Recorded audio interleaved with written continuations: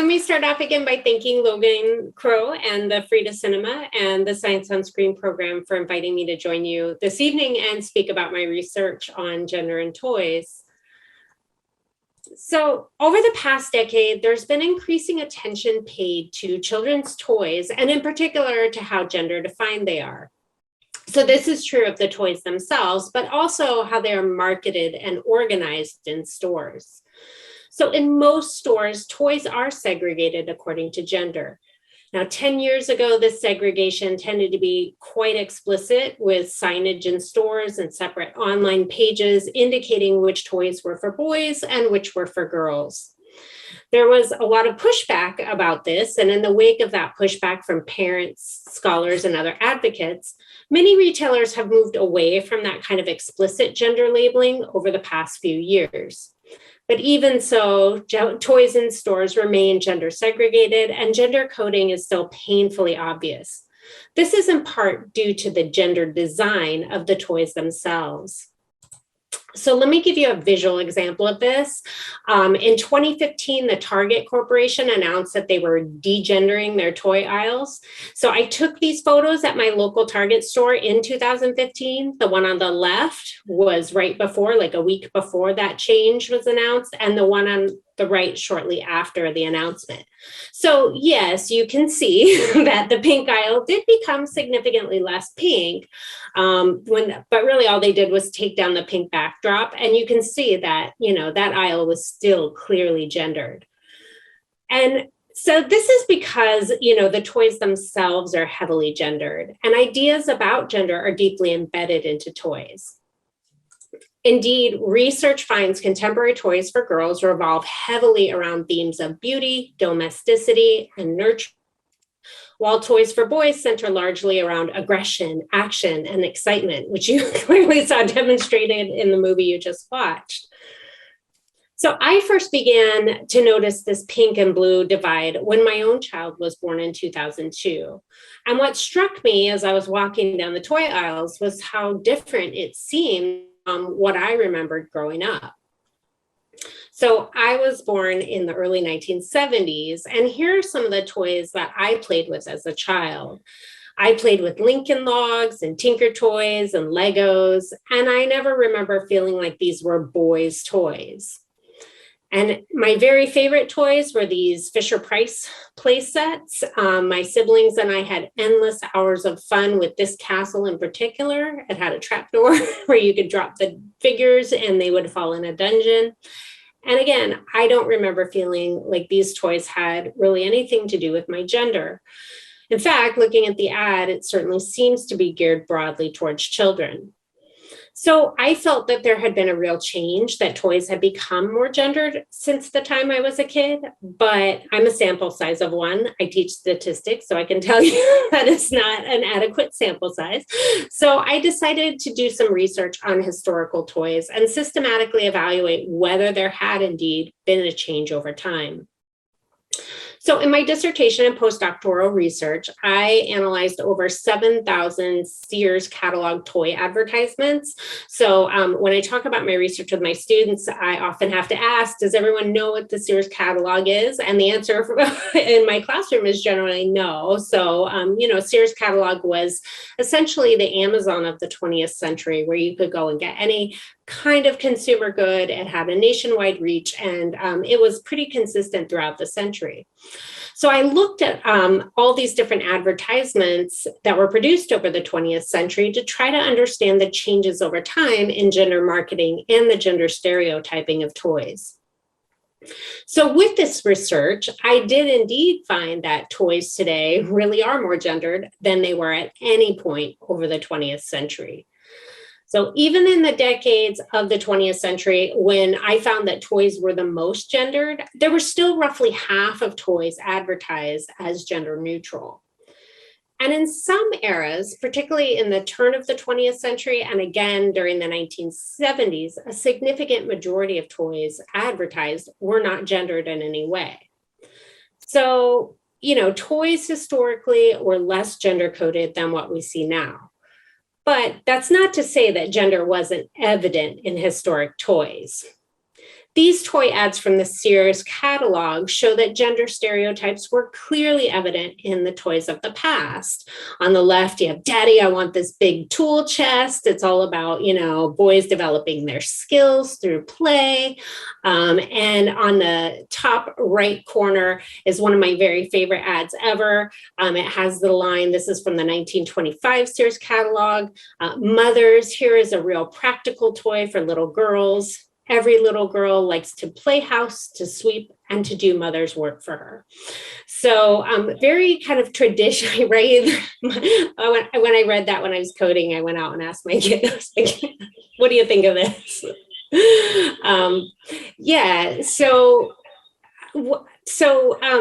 Clearly very traditional ideas about gender embedded into these toy ads.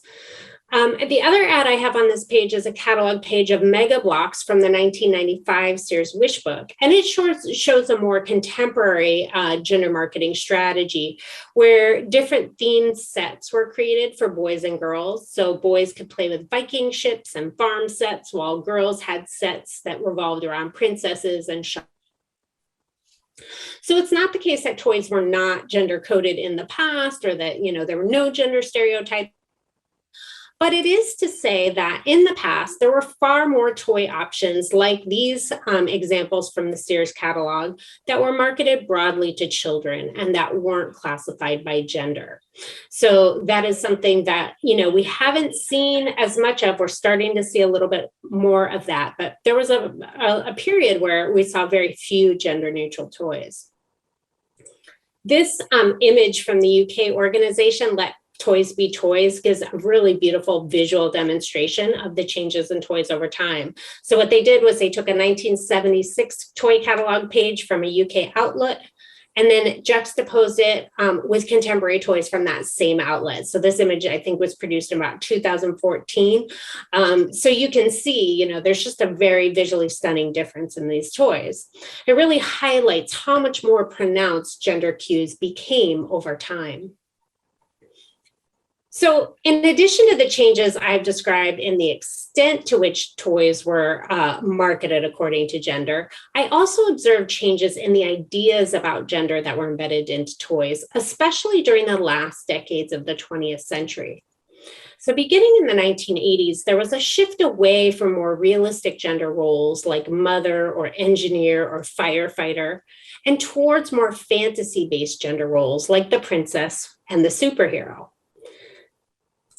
While these fantasy roles were virtually absent from the toys I studied prior to the 1960s, by the 1990s, they comprised a significant portion of the social roles depicted in toys. So these are two pages from the Sears Wish Book from 1995. And on the right, you have, a page of toys that's clearly marketed to girls. There's nowhere on this page the word girls isn't mentioned, but it's very pink. All of the models are female. So it's a very, very gender coded. And then on the left, we have a page that's clearly marketed to boys with action figures and superheroes. Actually, I don't think there are any superheroes on that page, but definitely, maybe there's Batman. Well, I'm going to come back to these Han Solo and Luke Skywalker in a minute. But along with these new fantasy-based roles, I also noticed an increasing emphasis on aggression in toys marketed to boys and on beauty in toys marketed to girls during the 80s and 90s. So the action figure bodies are very interesting. And one of the things that really made me think about this was in the movie, right? The bodies of the action figures are just immense. So this slide here, the images on this slide come from a study by Harrison Pope and colleagues. And here they looked at changes in the male bodies of action figures over time. So they actually measured the bodies over time. And on the left here, you have G.I. Joe from, I think it was 1982, and then 1998. And then on the right, you have Luke Skywalker and Han Solo as I knew them in the 1970s, 1978. And then here you have them in 1998. And you can see those are the same images as I had on the catalog page here. So you can definitely see from these images, there's been a clear amplification of the musculature of male bodies in action figures and the aggressiveness of their stance. So if you look at action figures from the 1960s, they really don't, when they were introduced into the 70s and even the early 80s, you just don't see these kind of pumped up bodies that you see today and that you see in the Small Soldiers film. This shift, not only in sort of increasing body size of action figures, but also increasing aggression in toys marketed to boys and increasing beauty focus in toys marketed to girls, goes along with this shift towards fantasy-based gender roles. And I find that this shift towards fantasy-based gender roles really reflects a couple things. One, deepening ties between the toy and media entertainment industries. So, prior to the 1970s, there were many fewer media-based toys in the 1980s and 1990s, particularly after the deregulation of children's programming in 1984. Those media-based toys really took off. But in addition, and at a more fundamental level, it also reveals shifting beliefs about gender in the larger society.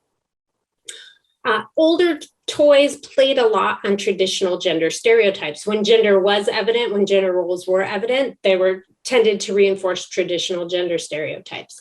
But those traditional gender stereotypes became unpalatable in the 1970s in the midst of the second wave feminist movement. And so these fantasy roles really allowed those gender stereotypes, those enduring gender stereotypes, to be repackaged in a way that seemed less problematic, at least on the face of things.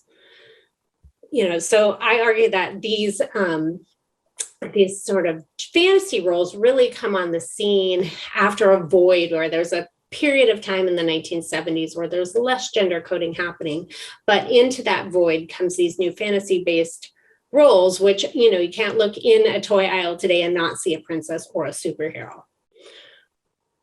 So ultimately, why should we care about this, right? What does it mean for kids and for society that gender marketing and stereotyping have become more pronounced in the past several decades? So while most people recognize that toys today are highly gendered, there is a lot of debate about what the consequences of these toys are for kids. It's important to note that it's really hard to tease out the effects of toys alone, given that children are born into a world where pretty much all of the products and media they encounter are gendered in some way. But nevertheless, there's a good deal of research that demonstrates that gender-defined toys can have harmful effects on children. For example, developmental psychologists have found that the color coding and gender labeling of toys can really influence how children feel about the toy and whether or not they feel it's appropriate for them to play with.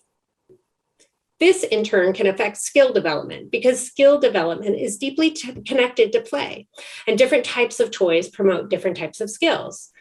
So, for example, playing with a toy car might encourage visual and spatial skills, while playing with a doll can help develop social and relational skills. So while people often think of interests and skills as fixed or innate, recent neuropsychological research reveals that the wiring of our brains can be influenced by the social environment, just as our biology can affect how we see and experience the world around us. So one problem with gender labeling is that it encourages toy preferences that promote only certain skills to the exclusion of others. And this can have long-term effects on skill development.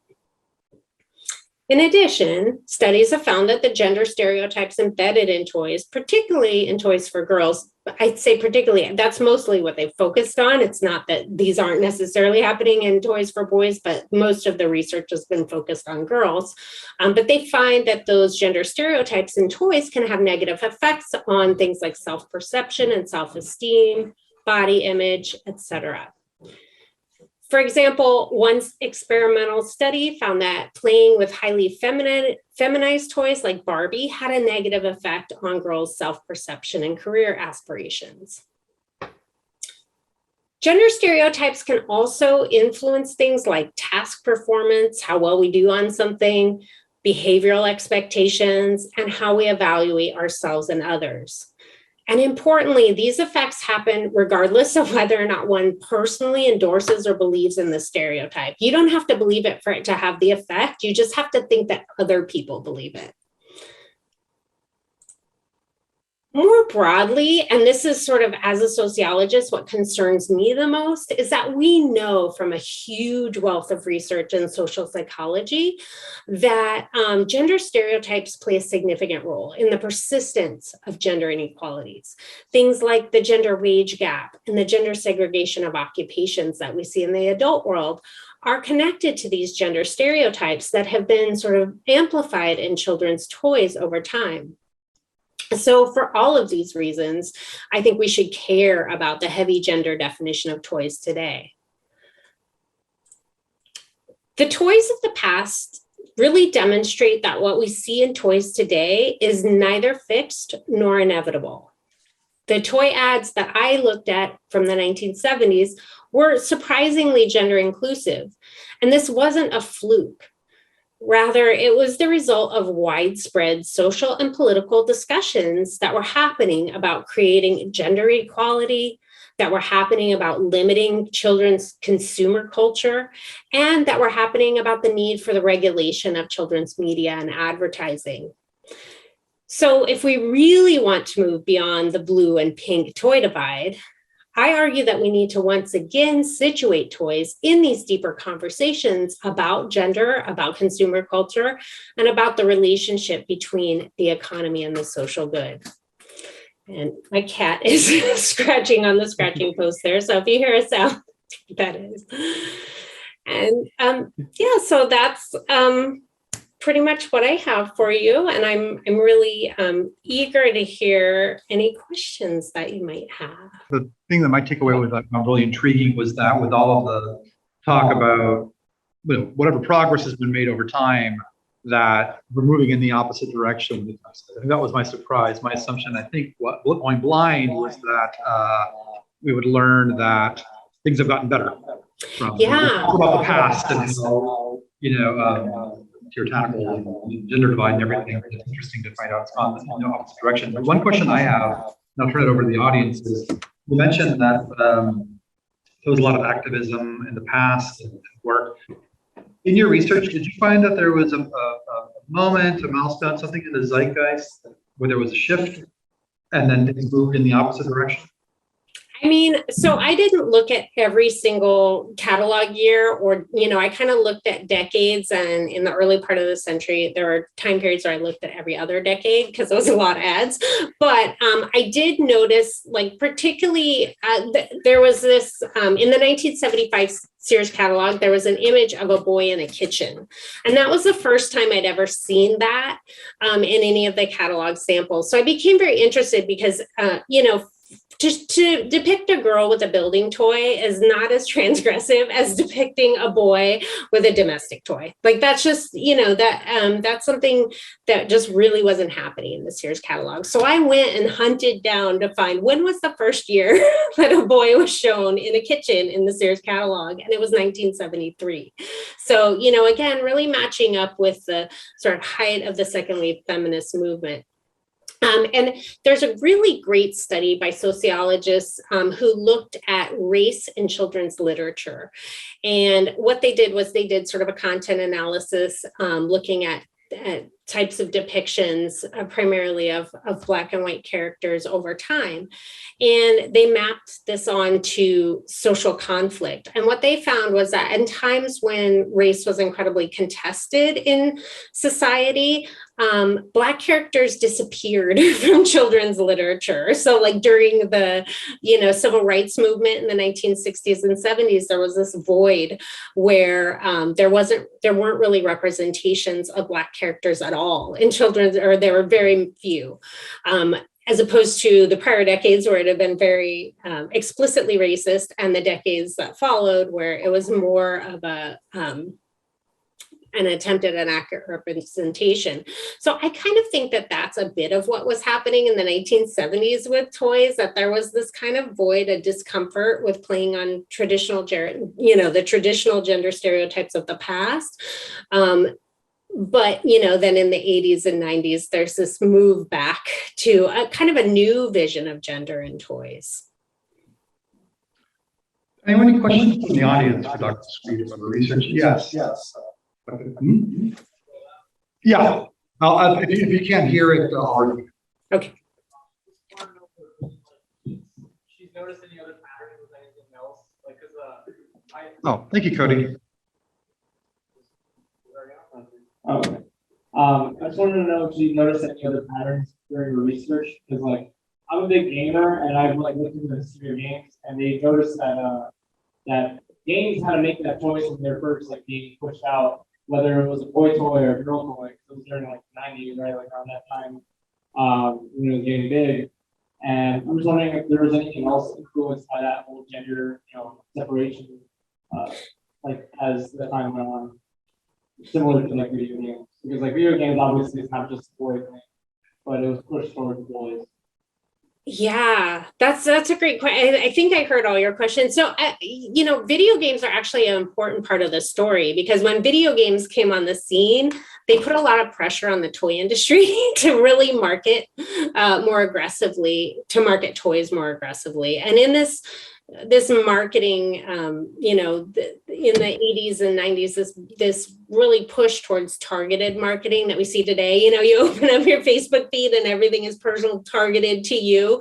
That idea that marketing specific toys to specific kids really, I think, went along with that push. It's interesting, the video games, because they do become such a much bigger part of the catalog sample, obviously, in the 1990s. And I tended to code those as more masculine, simply because, the Game Boy, right? I played video games. I had Pong, and we had, Atari and Game and Nintendo and all of that as well. And so, and I think play with video games has tended to be fairly gender inclusive, but the marketing of video games tended to be pretty gendered towards boys. It's interesting. I hadn't considered Game Boy. Yeah. Great point. Gosh. Did you your research stumble upon that there was some controversy? Maybe, I'm sure it continues. A big controversy, maybe 8 or 10 years ago, specifically within the esports and video game industry, regarding gender, regarding female players. Yeah, the Gamergate. Yeah, definitely. And it's interesting. There was a really fascinating article in, I think it was Scientific American, that looked at the early marketing of PCs and found that it had been a very conscious decision to market them to boys, right? That had been kind of a conscious decision. So yes, I think these things have been heavily masculine coded, not necessarily by the user, but by the industry, right? The industry has coded these things as masculine. And it's always interesting to me that choice gets made without a reflection that they're kind of shutting out a significant part of their, potential customer base. I mentioned when I mentioned when I read your bio that you did a presentation at the White House, and I'm wondering, was that part of a larger initiative to talk about gender equality as it relates to toys, or even larger than that? And then B, do you know what the current conversation might be in the government regarding this topic? Yeah, it was a really interesting moment. So I think the Obama administration was very interested in addressing gender inequality in lots of different ways. So media has been, something that the Obamas continue to do work in media, trying to bring more inclusive representations. So this conference kind of included toy industry people. So, Lego was there, Mattel was there, DC Comics was there, right? There were a lot of big industry players. There were advocates and scholars. And yeah, it was an interesting moment because it happened during this time when there was a lot of pushback and a lot of criticism in larger society. It happened right around the time that Target degendered their toy aisles. So, and then of course, during the Trump presidency, these kind of conversations, I think at the governmental level, went away entirely. But we were just no longer having those conversations, but they would continue to happen in public. So the public continued to push back. And it was very interesting because there's been several toy initiatives over the past 5 years that I think are most similar to what we saw kind of in the 1970s. So Mattel produced a line called Creatable World, where not only are these dolls, they're kind of Barbie-like dolls, but they're not gendered. The marketing is not gendered in any way. But more than that, the actual doll characters are not gendered. So they come with a huge variety of accessories, and children can really play with them in lots of different ways and without sort of this pre-imposed idea of gender. So that to me is really fascinating. I've also seen for the first time since the 1980s with the My Buddy, I don't know if anybody lived through the 1980s My Buddy toy ad that still runs in my head periodically, but these dolls being made and marketed, some that are made and marketed for boys, but others that are like marketed in a gender inclusive way. So I literally almost cried in the Target one day when I saw Baby Alive, which was another kind of retro toy, with an image of a boy on the packaging, because that again is a more transgressive change in many ways than just putting a girl in including a girl in gender in like building toys. I find over time that the line between girls' toys and all other toys is very stark, whereas the line between boys' toys and gender neutral is pretty fuzzy, right? It can sometimes be hard to distinguish. It's funny when you're in the midst of a conversation like this, you start to apply a reframe to things you hadn't considered. And as you're talking about My Buddy, and I was hearing the jingle in my head, I remembered that the female version was Kid Sister. Kid Sister, yeah. It's the same exact song, but it's interesting that the male's got a buddy and girl's got a sister. Yeah. Any other questions from anyone? Yes. Cody's going to bring you a mic. Thank you, Cody. Yeah, hi. I'm still kind of framing the question, but it's striking me that I've got a daughter, she's about the same age as your child, she's 22, and I try to raise her with non-gendered toys. She had some that were specifically girls. She also had dump trucks and trains, and I try to keep it as neutral and as balanced as possible, but she did go towards the female gendered toys. And my question is, how much of that is nature versus nurture opposed to media expressing what should be? And so we try to limit their media, even at 5 years old, it's slammed in their face. So any thoughts on that? Yeah, that's such a great question. And I think it's a question that so many, I've heard, not only, I speak on this topic, but even a lot of my friends in grad school when I'm researching this topic, or my professors, like I try to raise my child in a non-gendered way, and then, my child only wants pink. So, one thing, as I said earlier, it's hard to tease out toys from everything else, right? And it's also like, at home, we can certainly provide less gendered options for kids, but when they go out into their social world with peers, that's not necessarily what their peers are playing with. And, sociologists who study childhood find that peer influence to be incredibly important. I think it's the most important influence. So even my own child, who really rejected the pink, never really wanted the pink, but nevertheless, in the wake of kind of being teased or bullied, or sometimes just not, just wanting to fit in, there's that compromise that happens. So I think that there are certainly going to be preferences, for certain colors or certain types of toys. But the fact that there was so little variation, particularly I think in the time that your child and my child were being raised was probably the time with the least variation in toys. It's kind of hard to argue that it's nature when there's just so few options and they choose those options, even if at home you're providing other types of toys. I think fighting against sort of these huge industries that are all promoting very similar types of products and, the peer environment where those kinds of products may be particularly valued in the social world, that's a hard ask.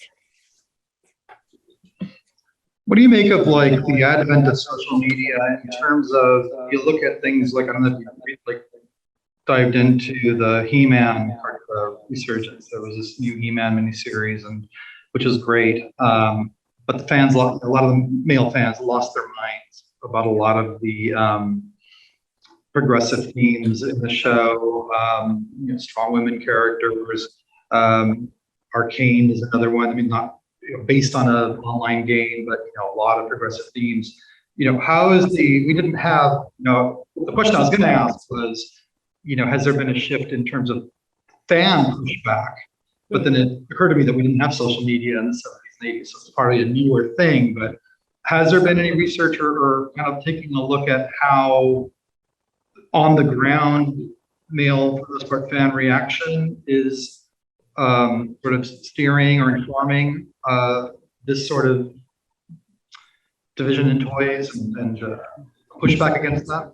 That's such a great question. I don't know. I know with the brony culture, the My Little Pony brony culture, that there was, I think there are probably some studies that came out about bronies. I don't, but that's kind of a different thing, right? That's a different kind of variant on, fans doing things, having response to a particular program. I'm not aware of anything off the top of my head that looks at that, but I think it probably does play a role, right? If you imagine your customer base, kind of pushing back against these types of more inclusive representations. I know She-Ra also, maybe that's what you're the part of. I didn't know. Is there a new He-Man series too? I know She-Ra. They had there was a He-Man series. What's interesting is that the vast majority, if not vast majority of the people that were online, aren't playing with the toys anymore. They haven't touched the toys in 20 years, but they just have a strong. It wasn't universal, of course, but there was just a lot of ugly stuff out there. And I wonder when I read that, how might this inform manufacturers? How might this inform companies that make toys, that put out media, or not?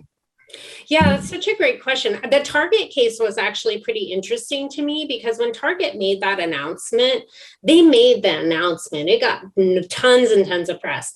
I don't think anybody but me and a few other people who are really, really paying attention would have ever noticed it if they hadn't said anything.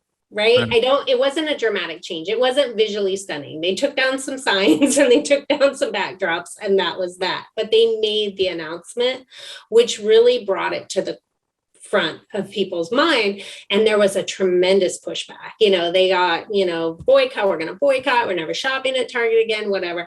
And they've continued to embrace that more progressive stance. And so it's an interesting moment because companies are taking risks that they haven't been willing to take prior.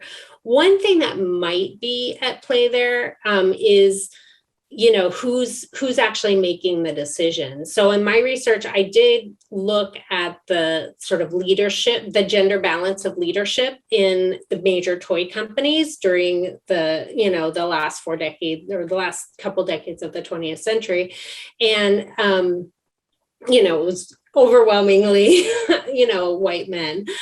So it was very, very little diversity in teams that were making decisions. I would imagine the same is true of creative teams. So I do think that there has been some push towards more inclusive, teams, and that some of the media that we're seeing is a reflection of that, is also a reflection of, very conscious decisions of of companies to promote more progressive messaging with their programming. Okay. Any other questions from the audience? We have time for, yes, just a moment. Thank you. So hypothetically, a young man would be playing with makeup, let's say, or maybe with more feminine toys. And here's the gown. Would you say it's because they're mad at him for not being like them, or jealous of his confidence? I didn't catch all of that. The question was, let's say that there's a young man, he is wearing makeup or playing with toys that would normally be considered feminine toys, and other boys are mean to him. Would you say that that's more that they're angry at him just outright, or that it might be jealousy of his confidence? Oh, that's a great question. I'm not sure, that's kind of hard to tease out. I think that a lot of the gender-based bullying that takes place is sort of a reflection of larger social anxieties around heterosexuality, around gender. And so I think some of it stems from that. There's certainly research by sociologists who find that kind of thing, that the gender-based teasing, those kinds of things are a way to oftentimes reinforce masculinity, to sort of shore up this very traditional notion of masculinity. But you make an interesting point that there's also probably some ambivalence, right? There are so many stories. There actually a really neat literature on Barbie, and a lot of people have studied Barbie. She's fascinating, but some of the studies on Barbie really look at the ways in which people have played with Barbie in very transgressive ways, and that she was a vehicle for some boys to really express something that they weren't safe to express maybe in other areas of their life. So I do think that there is a freedom that comes with being able to play with something you want to play with, right? And not have somebody else tell you it's not okay. So one of the things that I'm hopeful about is that I do think that what is happening right now in toys, there has been some real meaningful change. And I think that, the young people I know, both the young people in my own life, my child, their partner, and, the young people that I work with every day in the classroom, they have just such a different and more expansive idea about gender, about sexuality, about, all of the different ways in which we distinguish ourselves from one another in society. And so I'm very hopeful that that push, I think that's part of why we see this push towards inclusive media. Media companies are smart. They know who their demographic is. They know that young people today don't want to see blatant sexism and racism on the screen. That's just doesn't play the same way that it did, maybe 40 years ago. So I do think that I am hopeful about where we are right now. And really most of that hope lies with young people and this just sort of sea shift I see in their attitudes and understandings of gender. Understanding, obviously, that you do not work for any of these companies or represent any. Are there any companies or corporations that you feel are like at the fore of championing this movement, this progressiveness in their changes, in their languaging, et cetera? That's a great question. I mean, I actually have to give credit to the small startup toy companies, many of them founded by parents who were frustrated or, so there's a line called Wonder Crew dolls that was created by a mom who's also a psychologist. And she presented at that White House conference I was at, but she wanted for her son a doll, kind of like my buddy that he could play with, but that wasn't marketed to girls. So initially she designed those toys for boys, but then, kind of broadened out the marketing in response to pushback about marketing, only to boys. So I think some of the changes that we see in toy companies like Mattel, which I mentioned, that Creatable World line, was very surprising to me, that that they were going to take that stance of not only are we not gendering the marketing, which when they spoke at the White House conference, there was no talk about that. Barbie was dolls are firmly in the girls category. So that was a big change just in the span of, 4 years. But I think they are responding. Mattel and Hasbro are responding to these, kind of grassroots initiatives by parents and by, consumers to really look for something different. There have been changes, like I said, Hasbro started marketing Baby Alive in a more inclusive way, although last I looked, it was, looked like it might be swinging back, so it's hard to say. I know Mattel has brought in consultants that are really trying to, really starting from the place of making toys more inclusive. So I do think that that's a positive change. I am skeptical, in the long run. That's why I ultimately think it's really important that, that these companies not be left to their own devices to just make what they want to make, and how, to play on messaging that we know is harmful is problematic. But there are definitely some positive things that I have seen that I did not expect to see, certainly in 2016, when, toys like Lego were like, oh, we're not going to drop our gender categorization. That's really, really important. And then, this last year, they just announced they're getting rid of gender categories. Will they actually do it? We'll see. I'm waiting to see how that plays out. But there's definitely some positive change. That's great news. Yeah. If there's no other questions, that's a great place to leave at. Oh, got a hand? Yes, we have one more question. Just a moment. And thank you again, Dr. Sweet, for joining us. This is wonderful. Just to kind of piggyback off of the last question, do you think, I'm going to try to frame this the best way I can, but do you think that the whole idea of trying to understand why people are so against this change of making more gender neutral stuff, that there should be understanding from the other side as well? Because, the way I see it, I'm all for the gender neutral thing, is that it makes sense that people are going to be resistant to it, right? It's kind of like a natural thing we have in our brain. Or our whole culture, we're usually going to be resistant, right? Do you think that's something that we tend to forget? That is, sometimes for some of us it's easy, but for others it can be very difficult to change. Some people are more conservative than others. But because I find myself, when it comes to other things, when things change, right? Everyone says, it's really hard to change things, whether, when it comes to all types of stuff.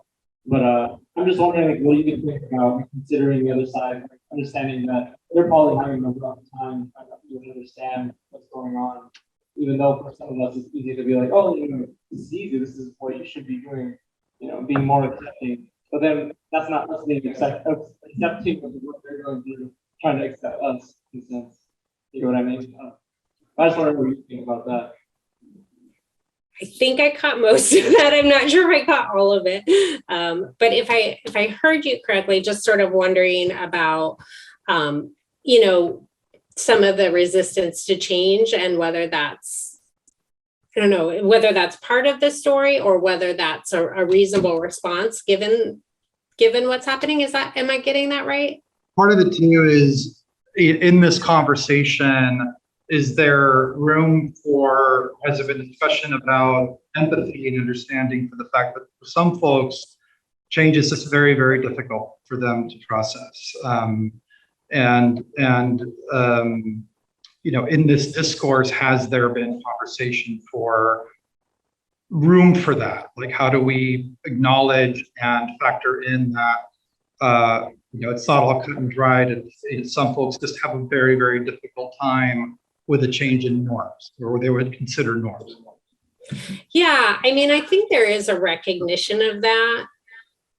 I think, you know, a lot of the, like when you look at attitudes about gender in the larger society, and it's sort of broken down by generation, there is a clear divide there. And there's also just, I think people have a lot of reasons for why they want to hang on to, you know, ideas of the past, or different kinds of notions about gender. So I think there is a recognition of that. I think ultimately what many of us are arguing for is not that not that there are no more pink toys or no more blue toys or no more, you know, action figures with big bodies or whatever, but that they not be made only for particular children, right? That they not be made only for particular children, and that they not be sort of limited off.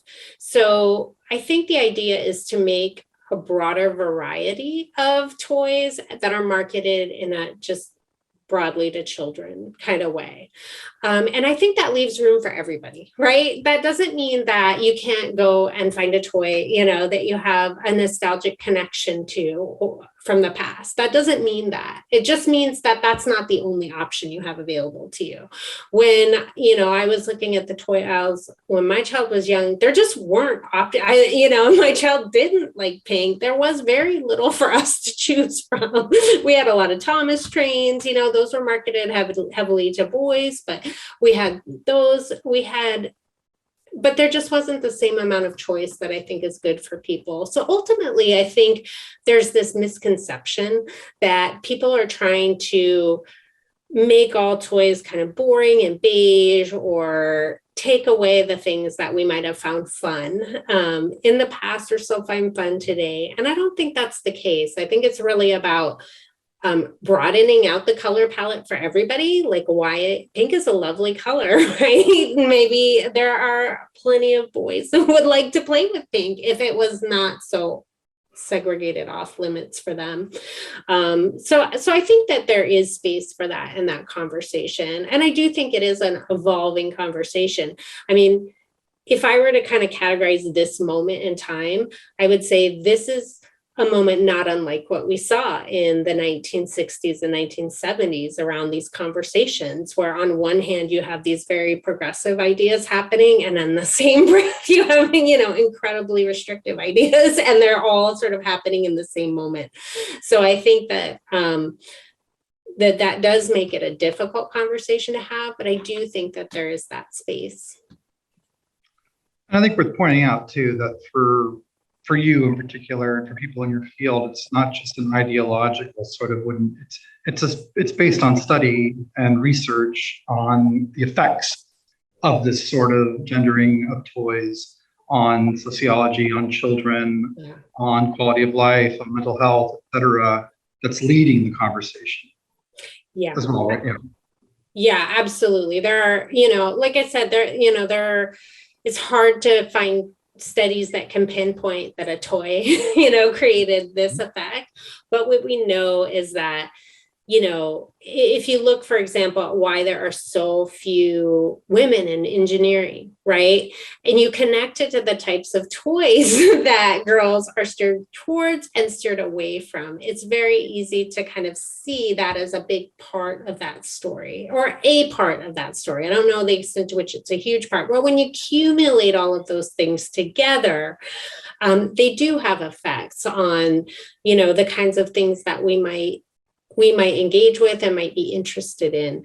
And so there is a lot of evidence for that. At the same time, not to overplay it, there's also plenty of evidence of people who played with toys like Barbie in very subversive ways, right? I myself had a, you know, Barbie, I had a Lone Ranger action figure, I had a Tonka T-top truck that I used to put them both in and they go four-wheeling. So riddle me that, Batman.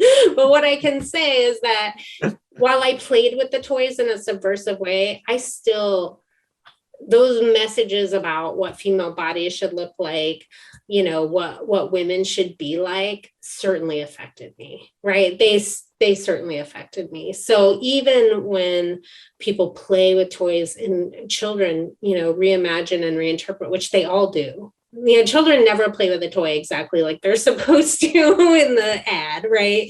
They play with it in subversive ways, but it's not, I think, the case that children can overcome that more, problematic messaging just through the agency of play. Got it. Well, everyone, thank you so much. Those are all really good questions. I appreciate everyone and your interactions. Dr. Sweet, thank you so very much. It was fantastic. Everyone, give Dr. Sweet a round of applause. Thank you. Thank you for staying up late with us. Thank you. It's been such a pleasure. I really enjoyed it. Likewise, I'll be in touch. Okay. Thank you so much for your time. And then where can people learn more about your study? Do you have a site you want to share, or I'll add it to when I publish the video, I'll add it to the video as well. Yeah, I have a website, Elizabeth V Suite, V as in Victor, suite.com. So I haven't updated it in a little while, but it is there. Perfect. Elizabeth V Suite. Okay. Thank you. Thank you so much. Have a very good night. You too. Thank you. Bye.